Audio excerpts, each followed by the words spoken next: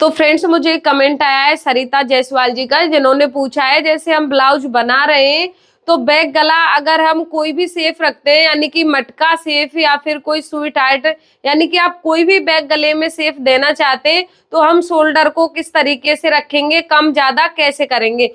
तो फ्रेंड्स मैं आपके लिए इसी के बारे में बताऊंगी। तो फ्रेंड्स आइए वीडियो को शुरू कर लेते हैं। तो फ्रेंड्स देखिए, मैं आपके लिए मटका गले की कटिंग बताऊंगी और उसके साथ साथ मैं आपके लिए समझाऊंगी कि आपको यहाँ पर शोल्डर की चौड़ाई को किस तरीके से रखना है, कम ज्यादा करना है कि नहीं करना है।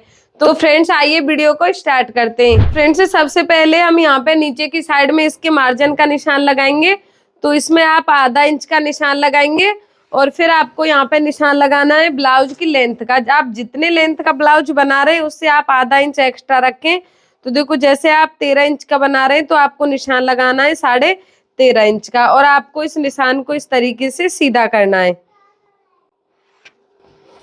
और फिर आपको यहाँ पे निशान लगाना है कि आप कितने साइज का ब्लाउज बना रहे हैं।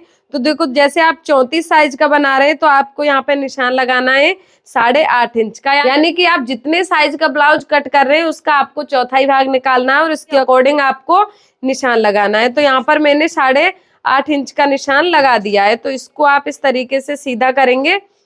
तो देखो नीचे आप कमर का निशान जैसे आप लगाते हैं तो आप 1 इंच टक्स का और आप उस तरीके से भी निशान लगा सकते हैं, और इस निशान को आप बिल्कुल आप सीधा भी रख सकते हैं, फिर भी आपकी जो कमर की फिटिंग है वो सही आ जाएगी।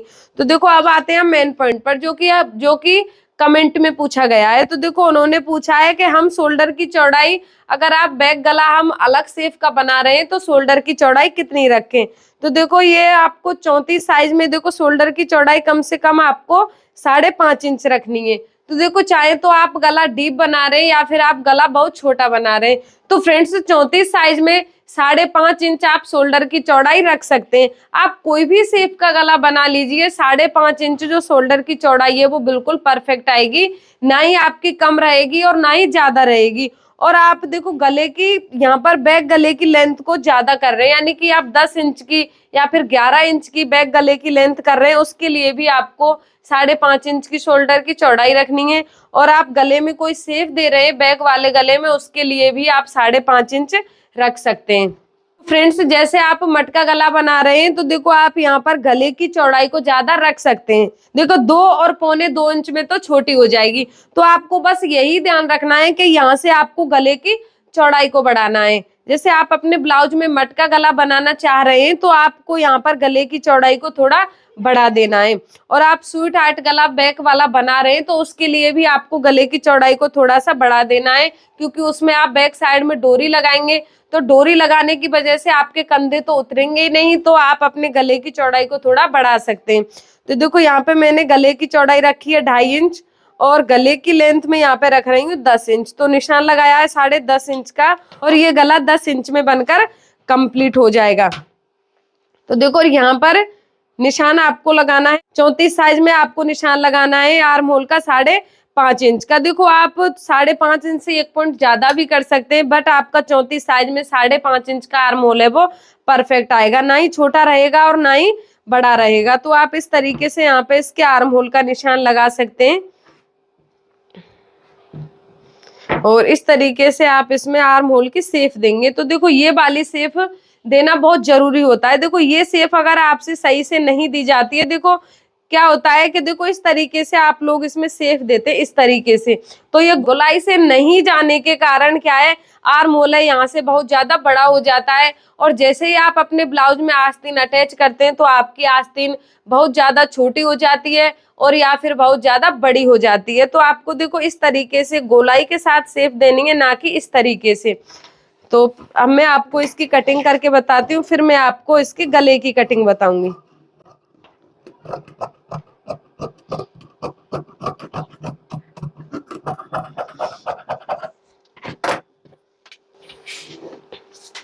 तो फ्रेंड्स ये देखिए अब आपको इसके गले की शेप देनी है। तो देखो आप मटका गला बना रहे हैं तो इस तरीके से आप इसमें शेप दे सकते हैं।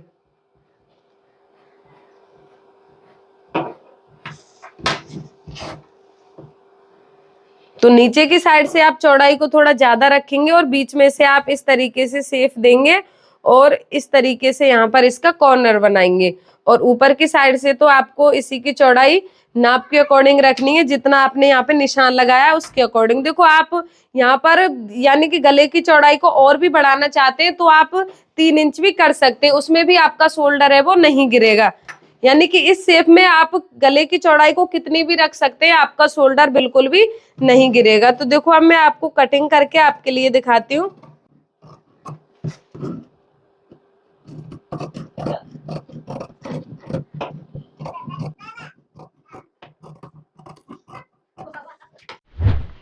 तो फ्रेंड्स ये देखिए मैंने गले की कटिंग कर दी है। अब मैं आपको इसे खोल के दिखा रही हूँ।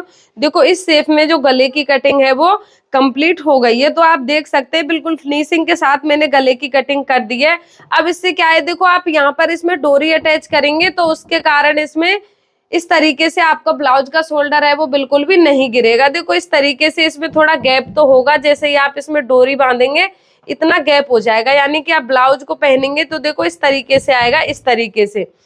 पर जो आपका ब्लाउज का कंधा है वो बिल्कुल भी नहीं गिरेगा। तो फ्रेंड्स इस तरीके से आप अपने ब्लाउज के गले में यानी कि बैक गले में कोई भी शेप दे सकते हैं। और शोल्डर की चौड़ाई है वो आप आधा इंच 1 इंच घटा बढ़ा सकते हैं, उससे कोई भी प्रॉब्लम नहीं होगी।